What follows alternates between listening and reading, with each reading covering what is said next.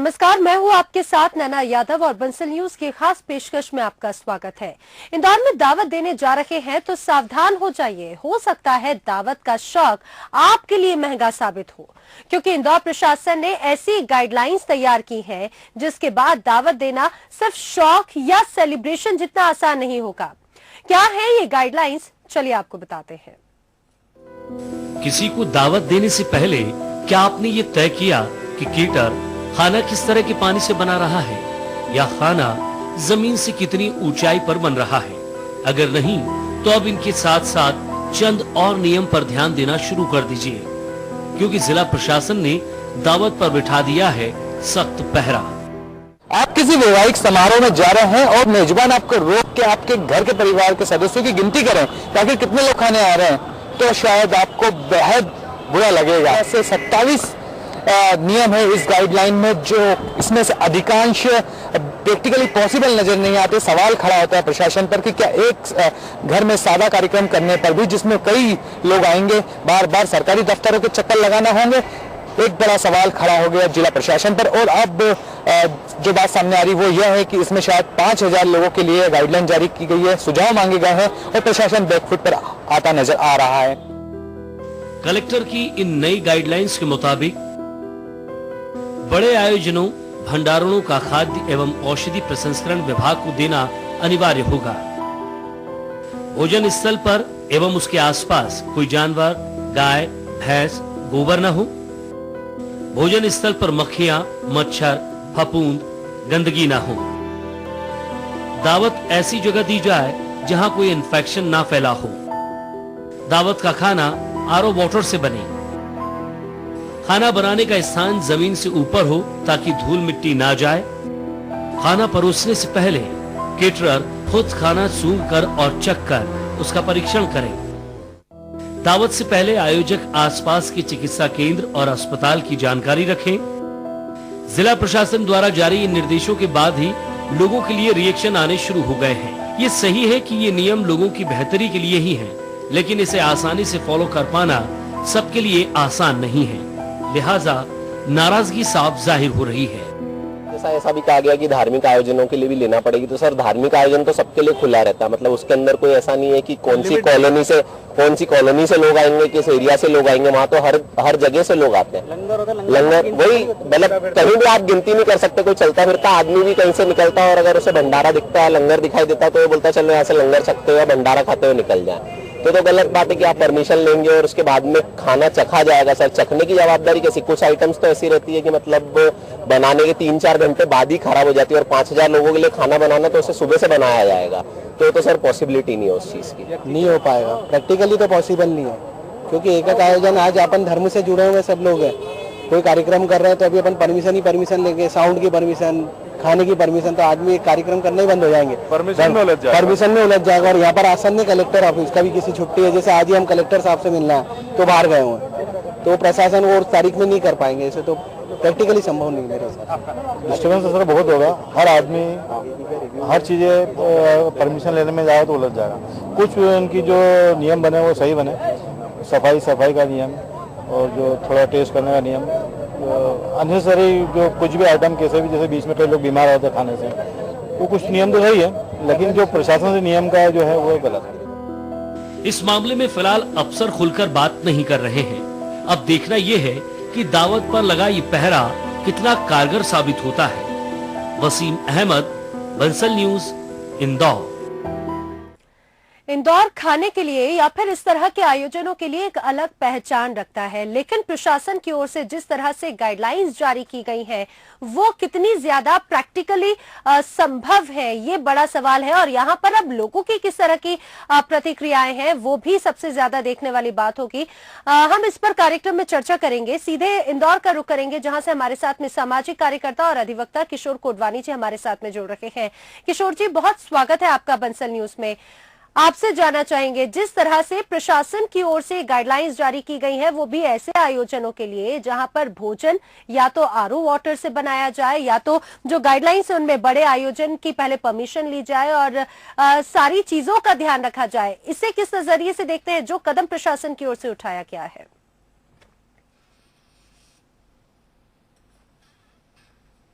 सबसे पहला प्रश्न तो जो शासन ने ये नियम बनाया है कि 5,000 लोगों से अधिक के भंडारे में, ये मुझे समझ में नहीं आया कौन सा इंदौर का होटल मैरिज गार्डन है जिसमें एक रात के अंदर 5,000 लोग खाना खाने नहीं जाते हैं।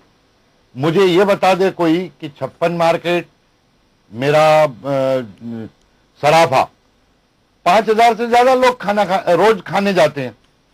और इन दोनों जगहों पर और सारे इंदौर के 5 स्टार 3 स्टार होटल और मैरिज गार्डनों में सीजनल वक्त पर 5-5 हजार लोग खाना खाने जाते हैं। खुली बाजार है ये जो 2 मैंने प्रमुख बताई, इसमें जितनी आइटम मिलती है 20-25 आइटम खाने की, उससे ज्यादा शादी में परोसी जाती है। और 5,000 का भंडारा इंदौर में मुश्किल से 1 या 2 साल भर में होते हैं। तो ये नियम किसके लिए बनाए गए? अब क्या 500 लोगों का भंडारा शादी रिसेप्शन में मरने की छूट दी जाएगी? 5,000 लोग यदि इकट्ठे होते हैं तो उनको मरने की छूट नहीं दी जाएगी। ये कैसा नियम? अब रहा सवाल, इसमें एक सबसे बड़ा विचित्र 2 नियम बनाए इनने कि आरओ पानी से ये खाना बनाया जाएगा जी। मुझे ये कोई बता दे कि पानी राज्य की जिम्मेदारी है, शुद्ध पानी देना उनकी जिम्मेदारी है। जब वो पानी दे नहीं पा रहे हैं तो आरओ हम कहां से पैदा करेंगे? इंदौर का 58% जनसंख्या भूजल का पानी पी रही है और 94% उसमें से दूषित है। तो जिस शहर के पानी का प्रबंध ही कोलैप्स है, तो एक आम आदमी के ऊपर ये जिम्मेदारी कैसे डाल सकते हैं, जबकि वो 365 दिन में से साल में 10 दिन कहीं भंडारे या शादी में खाने जाता है। 355 दिन वो जो गंदे पानी से खाना खा रहा है, उसका जिम्मेदार कौन? वो व्यवस्था हो नहीं रही है। और अब राज्य सरकारों ने ये एक नियम बना लिया, शासकों ने, कि सारी जिम्मेदारी आम आदमी की, प्रशासन का काम केवल टैक्स लेना और डंडे से सबको हकालना। जी जी बिल्कुल। सवाल यहीं पर है किशोर जी कि जिस तरह से 20 से ज्यादा गाइडलाइंस जारी की गई हैं, जिसका आपने भी जिक्र किया, पानी जो हो वो आरओ से बना हुआ हो, आरओ वाला पानी हो, या फिर ऐसी जगह पर कार्यक्रमों का आयोजन हो जहां पर किसी तरह के जानवर नहीं हो। कुल मिलाकर ये कहा जा सकता है कि जो प्रशासन ने नियम कायदे जो जारी किए हैं, गाइडलाइंस जारी की हैं, वो जनता के हित में, उनके स्वास्थ्य को ध्यान में रखते हुए इस तरह की गाइडलाइंस तैयार की गई हैं। लेकिन वास्तविकता में ये गाइडलाइंस कितनी ज्यादा कारगर साबित होंगी? जो कुछ नियम है, आपने पानी का जिक्र किया, या फिर यहाँ पर ऐसे भी कि जमीन से ऊपर हो ताकि धूल मिट्टी ना जाए खाना बनाने का स्थान, क्या आपको वाकई में लगता है इंदौर जैसा शहर जहां पर आए दिन किसी न किसी तरह के आयोजन होते हैं, चाहे बात धार्मिक आयोजन हो या फिर व्यक्तिगत कई तरह के जो कार्यक्रम होते हैं, वहां पर इन सभी गाइडलाइंस को शामिल किया जाए, या फिर वहां पर वास्तविकता में ये गाइडलाइंस लागू की जा सकती हैं? वास्तविक तौर पे क्या मानते हैं? जहां तक गंदगी का प्रश्न है जी, तो इंदौर नगर निगम और जिला कलेक्टर न्यायालय के कटघरे में आज, और जो न्यायालय के कटघरे में धारा 340 सीआरपीसी के अंतर्गत उनके प्रकरण चल रहा है, वो कह रहे हैं कि आम आदमी सफाई का ध्यान रखे। ये शहर साफ करना निगम का काम है या आम व्यक्ति का काम है? उसकी टैक्स दे रहा है। अरे इसमें तो आश्चर्यजनक लिखा है कि गोबर गैस का उपयोग करेंगे। इसे बड़ा तुगलकी और बेवकूफी कोई नहीं होता। खाना बनाना या कोई भी ईंधन, सबसे श्रेष्ठ ईंधन कोई है गोबर गैस से। आपके घर में गैस कर रहे हैं उससे भी शुद्ध जी, पर्यावरण को कम से कम कोई है तो गोबर उस पर प्रतिबंध। बिल्कुल। यानी कि 20 से ज्यादा जो ऐसी गाइडलाइंस जारी की गई हैं, वो गाइडलाइंस किस तरह की हैं वो भी हम लगातार अपने दर्शकों को दिखा रहे हैं। भोजन स्थल पर एवं उसके आसपास कोई जानवर, गाय भैंस वगैरह ना हो, और उस स्थल पर मक्खियां, मच्छर, फफूंद या गंदगी ना हो, इस बात का ध्यान रखा जाना चाहिए। दावत जैसी जगह दी जाए, वहां किसी तरह का कोई इन्फेक्शन ना हो। सबसे खास बात ये, दावत का खाना आरओ वाटर से तैयार किया जाए, और वो जो स्थान है वो जमीन से ऊपर हो ताकि वहां पर किसी तरह की धूल मिट्टी ना हो। दूसरी बात, खाना परोसने से पहले जो खाना बनाने वाला है वो खाने को चखे और उसके बाद में फिर वो दूसरों को दिया जाए। इस तरह की कुल 20 से ज्यादा ऐसी गाइडलाइंस तैयार की गई हैं जिनका सख्ती से पालन करने का निर्देश भी प्रशासनिक तौर पर दिया जा रहा है। कहा जा सकता है उद्देश्य जो है वो काफी स्पष्ट है, लोगों के स्वास्थ्य को ध्यान में रखते हुए इस तरह की गाइडलाइंस तैयार की गई है। लेकिन सवाल यही है कि ये जो गाइडलाइंस तैयार की गई हैं, इन्हें कितने आसानी से फॉलो किया जा सकता है, क्योंकि साधारण रूप से अगर कहीं पर कोई कार्यक्रम आयोजित होता है तो वहां पर आरओ के पानी से तो खाना बिल्कुल तैयार नहीं होता होगा, जो हम प्रैक्टिकली अगर बात करें, या फिर ऐसी जगह पर, वो भी जहां पर हजारों की संख्या में लोग शामिल हो, वहां पर तो इन तमाम चीजों को ध्यान में रखना जरूरी है, लेकिन प्रैक्टिकली शायद वो संभव नहीं है। प्रशासनिक तौर पर ये जो कदम उठाए गए हैं ये वाकई में काफी अच्छे कदम कहे जा सकते हैं, लेकिन इन नियमों को लागू कैसे किया जाए ये भी बहुत बड़ा सवाल है, क्योंकि जो गाइडलाइंस तैयार की गई हैं कई उनमें ऐसे नियम हैं जो वास्तविकता में, जो प्रैक्टिकल शायद संभव नजर नहीं आते। हम कार्यक्रम में लगातार चर्चा जारी रखेंगे, लेकिन फिलहाल यहां पर हम रुकेंगे एक छोटे से ब्रेक के लिए।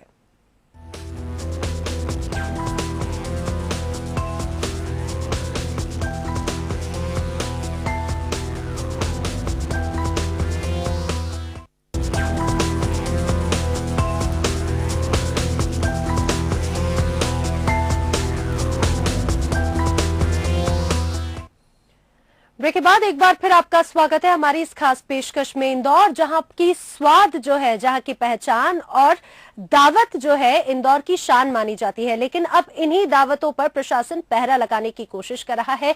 ये जो कदम उठाए गए हैं कहा जा सकता है कि जनहित के लिए, जनता के स्वास्थ्य के लिए उठाए गए हैं, लेकिन जो गाइडलाइंस जारी की गई हैं वो उतनी ज्यादा आसान नजर नहीं आती। किस तरह की गाइडलाइंस हैं ये जानने की कोशिश करते हैं। हमारे संवाददाता इंदौर से वसीम अहमद हमारे साथ में फोन लाइन पर हैं। वसीम, आपसे विस्तार से जानना चाहेंगे, जो गाइडलाइंस प्रशासन की ओर से जारी की गई हैं वो गाइडलाइंस किस तरह की है?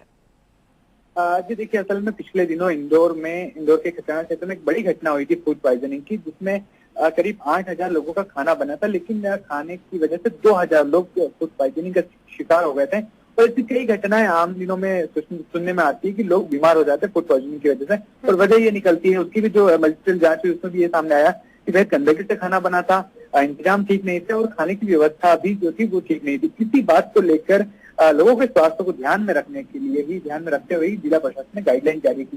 हालांकि जो गाइडलाइन है पहले 500 लोगों के लिए जारी की गई थी, लेकिन विरोध हुआ तो इसे 5,000 तक के लोगों के लिए बढ़ा दिया गया। अब यहाँ पर मैं आपको एक बात लेना बताना चाहूंगा कि इस गाइडलाइन में फोकस तो इस बात पर किया गया है कि किसी भी तरह लोगों के स्वास्थ्य की सुरक्षा हो, कहीं वो इस तरह से गड़बड़ी ना हो खाने को लेकर जो उनके स्वास्थ्य पे आ जाए। ऐसे में जिम्मेदारी तय करनी थी प्रशासन को। आखिर जिम्मेदारी तय किसकी करे, तो ये डिसाइड हुआ कि आयोजकों पर नकेल कटी जाए कि वो लोग ऐसे लोगों से खाना बनवाए जो रजिस्टर्ड हो, जो सेफ तरीके से और अच्छे तरीके से खाना बनाते हो, और उनको भी ये कहा जाए, आयोजकों को भी, यदि उन्होंने लोगों के स्वास्थ्य के साथ खिलवाड़ किया तो उनके साथ में कार्रवाई की जाएगी, ताकि जब ये डर पैदा होगा तो लोग साफ सुथरे तरीके से खाना बनाएंगे, साफ सुथरे तरीके से खाना खिलाएंगे और परोसेंगे। इससे एक जन समूह की रक्षा हो सकेगी। हालांकि उसके जो नियम है वो कई ऐसे नियम लागू कर दिए गए जो प्रैक्टिकली पॉसिबल नहीं है, लेकिन इसमें एक बड़ा पहलू मैं आपको ये भी बताना चाहूंगा लेना कि इस गाइडलाइन के जरिए प्रशासन को कई बड़े आयोजनों में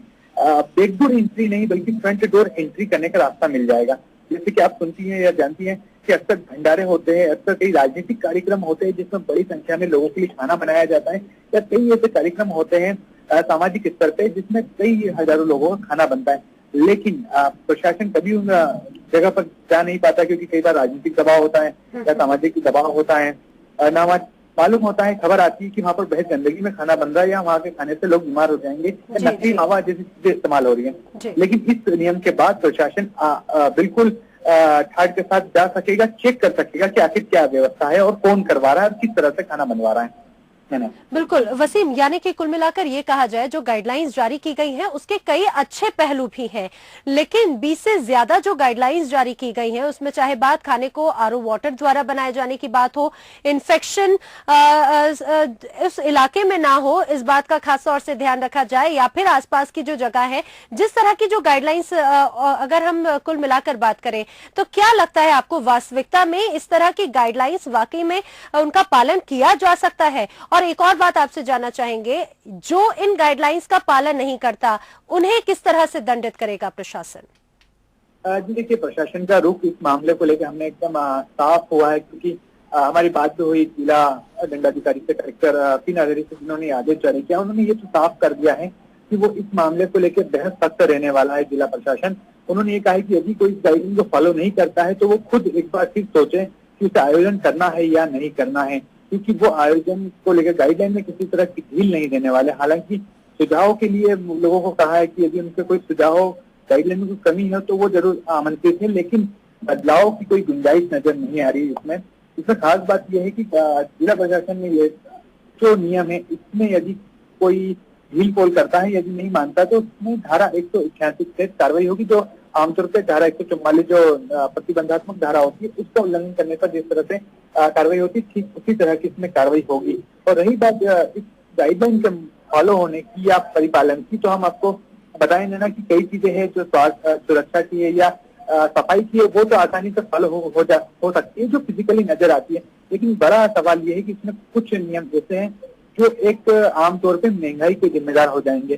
जैसे खाने को लेकर कहा है कि आपको टेबल कुर्सी पर ही खिलाना है, आपको अलग अलग खिलाना है। तो ऐसे में जो सामान्य आयोजन होते हैं, जो आमतौर पे लोग चंदा कर किसी कॉलोनी में करते हैं, वो लोग नहीं कर पाएंगे, उनके ऊपर महंगाई का बोझ हो जाएगा, क्योंकि इतनी टेबल कुर्सी लाना 5,000 लोगों के लिए प्रैक्टिकली पॉसिबल नहीं होगा। और यदि कोई नियमों को फॉलो करता है तो शायद वो आयोजन से ही तौबा कर लें। इस तरह के कई नियम हैं जिस वजह से उन्हें दिक्कत होगी। जिस तरह सूचना देना तो ठीक है कि किसी थाने पर या एसडीएम को सूचना दे सकते हैं, लेकिन जो खाने की बात लोग कह रहे हैं कि कई खाना ऐसा होता है जिसको आप 2 या 3 घंटे बाद देखेंगे तो उसका टेस्ट बदल जाएगा, खासकर गर्मी में इस तरह की चीजें होती। तो ऐसे में आयोजक पर यदि कार्रवाई होती है तो बड़े सामूहिक आयोजनों से लोग पीछे हटने लगेंगे। बिल्कुल बिल्कुल, यानी कि कुल मिलाकर ये है कि सख्त जो है वो प्रशासन भी अब नजर आ रहा है, अपनी सख्ती से उन्होंने ये गाइडलाइंस जारी की हैं, और यदि अगर गाइडलाइंस का पालन नहीं किया जाता तो आयोजकों पर भी सख्ती से कार्रवाई की जाएगी।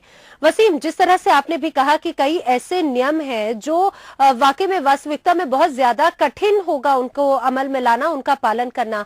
अब अगर ये जो गाइडलाइंस जारी हुई है, अगर लोगों की प्रतिक्रियाएं की अगर बात करें तो किस तरह की उनकी प्रतिक्रियाएं आई हैं? कि वो इस बात का स्वागत करते हैं कि इस तरह के कार्यक्रम में स्वच्छता होना चाहिए, इसमें वो कोई कोताही नहीं बरतना चाहते हैं, लेकिन वो उन नियमों के साफ खिलाफ है जिनको वो साफ तौर से तुगलकी मानते हैं कि आप, और उसके साथ में उनका ये कहना है जो आमतौर पर इस तरह के तमाम आदेशों में देखने को मिला है कि कार्रवाई जो होती है उससे साफ बच जाते हैं वो लोग जो मुख्य रूप से जिम्मेदार होते हैं। जैसे पानी की बात करें या सफाई की बात करें तो इसके जो जिम्मेदार हैं, पानी सप्लाई की हम बात करें तो लोग का ऐसा कहना है कि पानी यदि उन्हें गंदा मिलता है, अपने नर्मदा का ही पानी अगर वो लेते हैं, नल का पानी लेते हैं और उतनी गंदगी है, तो इसमें जिम्मेदार आयोजक क्यों बनेंगे? इसमें कार्रवाई यदि होना चाहिए तो निगम पर होना चाहिए। इसी तरह की कई और चीजों की बात वो करते हैं कि ये कार्रवाई को लेकर प्रशासन के अलग अलग रूप से प्रशासन नहीं करता है जिम्मेदारों पे कार्रवाई, बल्कि आम लोगों पे कार्रवाई कर दी जाती है, इसके वो सख्त खिलाफ है। लेकिन ना इस पूरे मामले में एक बात देखने में आई है कि अब जो सामने आया कि रावत कह रहा है, तो इसको लेकर प्रशासन ने थोड़ा बैकफुट लिया है। उन्होंने सुझाव आमंत्रित किए हैं कि लोग इस सुझाव को बताएं, और अब ये भी प्रशासन कह रहा है कि ये प्रयोग के तौर पर शुरू किया गया है, यानी यदि इसमें कोई बदलाव की गुंजाइश होती है या ऊपर से कोई दबाव आता है, लोग यदि शासन तक अपनी शिकायत पहुंचाते हो सकता है कि इसमें संशोधन हो जाए या बदलाव हो जाए। लेकिन एक बात को इस बात को भी ध्यान में रखना होगा कि यदि इसके पॉजिटिव रिजल्ट आते हैं तो इंदौर की कई अन्य नियमों की तरह ये नियम भी हो सकता है कि प्रदेश स्तर पे पहुंच जाए, जैसे पेट्रोल देने का मामला हो या फिर ऑर्गन डोनेशन का। जी बिल्कुल, कुल मिलाकर ये कहा जा सकता है वसीम, जो जनता का स्वास्थ्य है उनके स्वास्थ्य को ध्यान में रखते हुए ये गाइडलाइंस तैयार की गई हैं। जानकारी के लिए आपका धन्यवाद। तो प्रशासन ने काफी एक अच्छा कारगर कदम उठाने की कोशिश की है, स्वच्छता और साथ ही साथ लोगों के स्वास्थ्य को ध्यान में रखते हुए कदम उठाए गए हैं, लेकिन अब लचीलापन भी यहाँ पर देखने को मिल रहा है। लोगों से सुझाव मांगे जा रहे हैं और प्रयोग के तौर पर अब इन गाइडलाइंस को जारी किया गया है। लोगों के सुझाव जिस तरह के आएंगे उसके अनुसार इन नियमों में थोड़े से परिवर्तन भी किए जा सकते हैं। लेकिन एक सवाल यहाँ पर यह भी है कि जिस तरह से प्रशासन सख्त नजर आ रहा है, आयोजकों के खिलाफ आम जनता के ऊपर पूरी जिम्मेदारी डाली गई है। जो जिम्मेदार है उनकी जिम्मेदारी किसी तरह से तय नहीं की गई है। कहा जा सकता है कि प्रशासन को इस ओर भी यहाँ पर ध्यान जरूर देना चाहिए। इसी के साथ हमारी इस खास पेशकश में फिलहाल इतना ही। दीजिए इजाजत, नमस्कार।